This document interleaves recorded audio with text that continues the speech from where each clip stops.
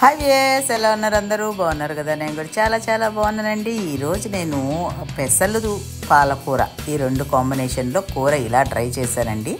చాలా బాగా వచ్చింది. అంటే పులుపు ఎక్కువగా ఇష్టం లేని వాళ్ళకైతే ఇది చాలా బాగా నచ్చుతుంది. నేను అన్నంలోకి, చపాతీలోకి, అదే రోటీలోకి రెండింటికి ఒకటే కూర చేస్తానండి. మేము ఇలానే అంటే రోటీకి కూడా యూజ్ చేసుకున్నాం అనమాట. అన్నంలోకి కూడా చాలా బాగుంది. సో నేను ఫస్ట్ పెసలు తీసుకొని కొంచెం రంగు మారే వరకు సన్న మంట మీద వేయించానండి. మరి మాడకూడదు, పెద్ద మంట మీద అస్సలు వద్దన్నమాట.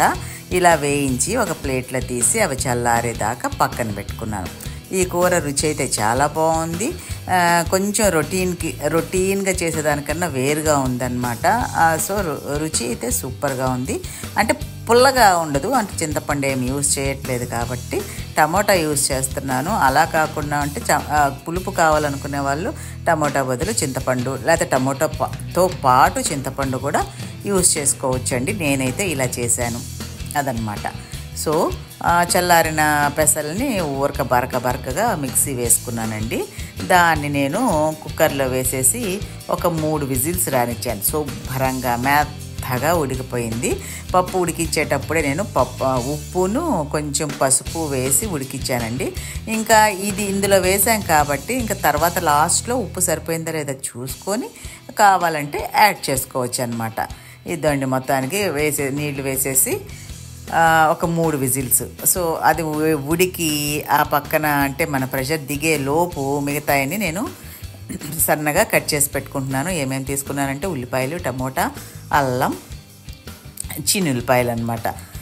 సో ఉల్లిపాయ అన్నీ సన్న అంటే చిన్న ముక్కలుగా కట్ చేసుకున్నానండి. ఈ కటింగ్లే కదా పెద్ద ప్రాసెస్.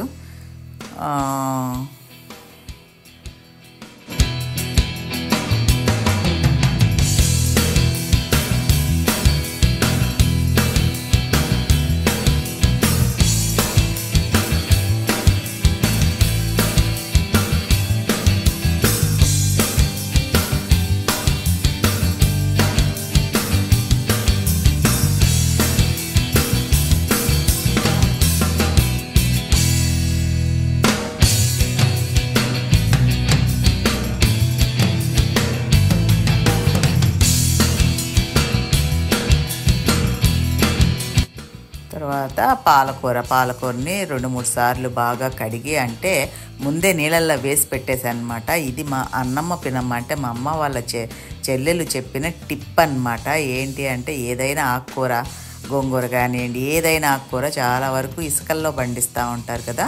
దాన్ని మీరు ఫస్ట్ వేసేసి నీళ్ళల్లో అలా వేసేసి ఒక అరగంట వదిలేశారు అంటే మనం ఇంకా కష్టపడక్కర్లేదన్నమాట. చక్కగా ఇసుకంతా కిందకు వచ్చేస్తుంది. నేను అలా చేసి తర్వాత ఒక 2-3 సార్లు చక్కగా వాష్ చేసి దాన్ని సన్న ముక్కలుగా కట్ చేసి పక్కన పెట్టుకున్నాను. ఇప్పుడు కడాయి పెట్టుకొని దాంట్లో ఒక రవ్వ నూనె వేసి, దాంట్లో ఒక బిర్యానీ ఆకు వేసి, పోపు గింజలు వేసి, సన్నగా తరిగి పెట్టుకున్న అల్లము, ఉల్లిపాయ వేసి అవి కొంచెం వేగిందాక వేగనిచ్చానన్నమాట.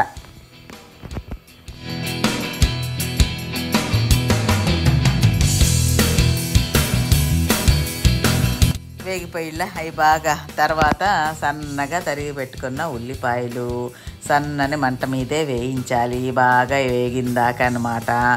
ఇప్పుడు ఒక రవ్వ ఇంగు వేస్తున్నాను. ఇంగు వేస్తే ఆ గుమగుమ, ఆ వాసనే వేరు. అది లేకుండా మన కూరలు అయితే ఆల్మోస్ట్ అవ్వవు. కరివేపాకు లేకుండా మన కూరలు ఉండవు. తర్వాత ఒక ఎండుమిరపకాయని 2 ముక్కలు చేసి దాన్ని కూడా వేసానమాట. ఇంకేంది, ఉల్లిపాయలు బాగా వేగాయి అనుకున్నప్పుడు దాంట్లో మనం సన్నగా తరిగి పెట్టుకున్న టమోటా వేయాలి.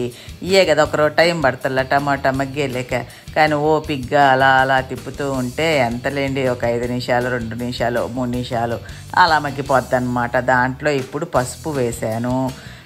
దాని తర్వాత ఏంటంటే ధనియాల పొడి, దాని తర్వాత జీలకర్ర పొడి వేసాను. నేను జీలకర్రని వేయించి పొడి చేసుకొని ఇంట్లో పెట్టుకొని ఉంటాను. చాలా వాటిల్లో బాగుంటుంది. నేను ఇదేమో మసాలా కారం వేసానండి. మీరు కావాలంటే మన ఏమంటారు కాశ్మీరీ చిల్లీ పౌడర్ అలా వేసుకోవచ్చు. నేనైతే మసాలా కారం వేసాను. తర్వాత అది బాగా కొంచెం ఫ్రై అయిన తర్వాత ఇప్పుడు సన్నగా తరిగి పెట్టుకున్న పాలకూర వేసాను. ఇప్పుడు ఇది ఒక్క రవ్వ టైం పడుతుంది, ఆ వేడికి మగ్గిపోతుందిలేండి. పాలకూర ఎంతసేపు మగ్గాల. ఇంతలోపు ఇదిగో ఉడికించుకున్న కుక్కర్లో ఓపెన్ చేసి చూస్తే పప్పు శుభ్రంగా ఉడికిపోయింది.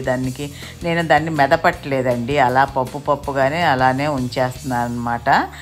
ఇద్దండి పాలకూర కూడా బాగా మగ్గిపోయిలా ఎంతసేపు 2 నిమిషాలే కదా. మగ్గిపోయిన తర్వాత ఇప్పుడు ఉడికించి పెట్టుకున్న పెసరపప్పు వేసానమాట. దీన్ని నేను పేస్ట్ చేయలేదండి, అలానే పప్పుగానే వేసాను. అంటే పప్పుగా అంటే బాగా ఉడికిపోయింది కదా, ఇంకేమీ భలే ఉంటుంది. అంటే మెత్తగా కాకుండా ఇదొక రకం ఇలా చేశాను. ఈసారికి ట్రై చేశాను, బాగొచ్చిందండి నిజానికి. ఇది ఓన్లీ చపాతీకే బాగుందని అనిపిస్తుంది చూస్తే, కానీ అన్నంలోకి కూడా చాలా బాగుంది. ఒకసారి అయితే ట్రై చేసి చూడండి, చాలా బాగుందన్నమాట. ఇది కొంచెం బాగా మిక్స్ చేసిన తర్వాత ఒక 2-3 నిమిషాలు ఉడికిచ్చానండి. పప్పు పాలకూర 2 కలిపి ఉడికిచ్చాను. ఇప్పుడు ఏంటంటే చూసారా ఎంత బాగుందో, చూడటానికే కాదు తినడానికి కూడా చాలా బాగుందిలేండి. కొత్తిమీర ఇంకా లాస్ట్లో వేయాల్సిందే కదా కొత్తిమీర. మనం అది వేస్తేనే మనకు తృప్తి, ఆనందం అన్నీ అన్నమాట. దాని తర్వాత ఒక్క రవ్వ లాస్ట్లో ఒక స్పూన్ అనుకోండి, ఒక స్పూను నెయ్యి వేసాను.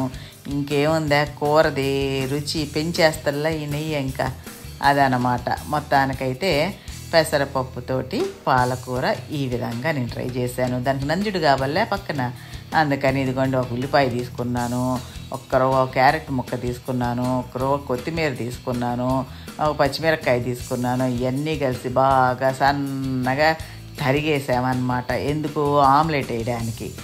నాకేమో టకాన అదే దోచింది నంచుకోవడానికి, అందుకని బాగానే ఉంటుందిలే పప్పులోకి ఆమ్లెట్ అని చెప్పి ఈ విధంగా ఆమ్లెట్ వేసేసానమాట.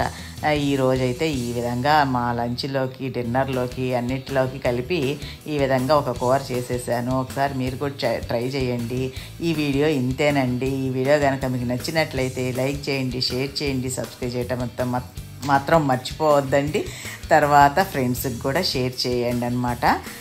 మరి ఇంకేంటి, ఆమ్లెట్ కూడా అయిపోతే ఇంక తినడమే కదా. మీరు కూడా ఒకసారి ట్రై చేసి చూడకూడదు, ఎప్పుడు ఒకే రకంగా కాక అప్పుడప్పుడు ఇలా మారుస్తూ ఉంటే మనకు నచ్చిందనుకోండి ఇంకోసారి చేసుకోవచ్చు, లేదనుకోండి ఒకసారి చేసి ఆపేయచ్చు అనమాట. ఓకేనా, ఒకసారి అయితే తప్పకుండా ట్రై చేయండి. ఉంటానండి, మీ లక్ష్మీరావు. నా ఆమ్లెట్ కూడా అయిపోతుంది. ఆమ్లెట్ ఇంకొక రకం కూడా ఈసారి వీడియోలో చెప్తానండి. ఆమ్లెట్లు ఎన్ని రకాలుగా వేయచ్చు, హెల్దీ ఆమ్లెట్స్ అని చాలా ఉన్నాయి రకాలు. నెక్స్ట్ ఒక్కొక్క వీడియోలో ఒక్కొక్క రకంగా చెప్తాను. అదనమాట సంగతి. మీరైతే పప్పు పాలకూర ఎలా చేస్తారు? పెసరపప్పు కాంబినేషన్లో చేస్తూ ఉంటారా, కందిపప్పు దాంట్లోనే చేస్తారా? కామెంట్లలో అయితే తెలియజేయండి. ఉంటానండి, మీ లక్ష్మీరావు. ఆమ్లెట్ రెడీ అయిపోతుంది అంతే, మరి ఏమంటారు? బాయ్.